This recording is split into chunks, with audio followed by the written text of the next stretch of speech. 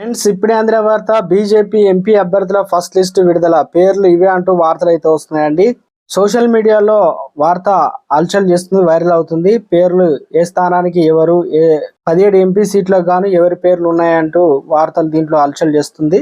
దీనికి సంబంధించి వివరాలు చెప్పడానికి వీడియో చేయడం జరుగుతుంది. చాలా మంది వీడియోస్ ఉన్నారు కానీ సబ్స్క్రైబ్ చేసుకోవడం మర్చిపోతున్నారండి.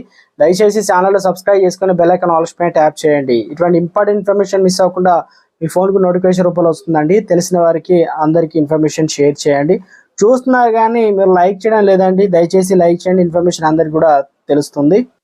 ఇటీవల జరిగిన తెలంగాణ ఎన్నికల ఫలితాలు నిరాశ చెందిన బీజేపీ పార్టీ మరికొన్ని నెలల్లో జరగబోయే లోక్సభ ఎన్నికలపైన ఫోకస్ పెట్టింది. తెలంగాణలో ఉన్న మొత్తం 17 స్థానాల్లో 16 స్థానాలకు ఆశయ జెండా ఎగరవేయాలని వ్యూహాలు రచిస్తుంది. ఈ నేపథ్యంలోనే గెలిచే అభ్యర్థులకే ఎంపీ టికెట్ ఇవ్వాలని బీజేపీ హైకమాండ్ కూడా భావిస్తుంది. ఇదిలా ఉండగా తెలంగాణ బీజేపీ ఎంపీ అభ్యర్థులు దాదాపు ఖరారైనట్టు తెలుస్తుంది. తెలంగాణలో నేతలతో ఈరోజు ఢిల్లీ హైకమాండ్ కీలక సమావేశం నిర్వహించింది. ఇక ఈ సమావేశంలో రాష్ట్ర అధ్యక్షుడు కిషన్ రెడ్డి, బండి సంజయ్, ఈటెల రాజేందర్, డీకే అరుణ హాజరయ్యారు. ఎంపీ ఎన్నికల్లో పోటీ చేసే అభ్యర్థుల first list final BJP high command final చేయనున్నట్లు సమాచారం.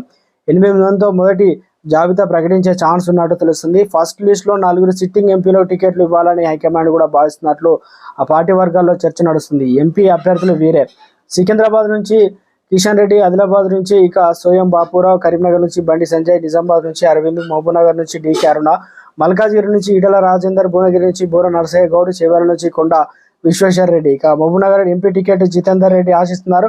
ప్రస్తుతం జితేందర్ రెడ్డిని బుజ్జగించాలనే హైకమాండ్ కూడా నిర్ణయం తీసుకున్నట్టు తెలుస్తుంది. అలాగే ఇటీవల అసెంబ్లీ ఎన్నికల్లో దుబ్బాక నుంచి పోటీ చేసి ఎమ్మెల్యేగా ఓడిపోయిన రఘునందన్ రావు మెదక్ ఎంపీ టికెట్ ఇవ్వాలని బీజేపీ అధిష్టానం ఆలోచిస్తున్నట్లు సమాచారం.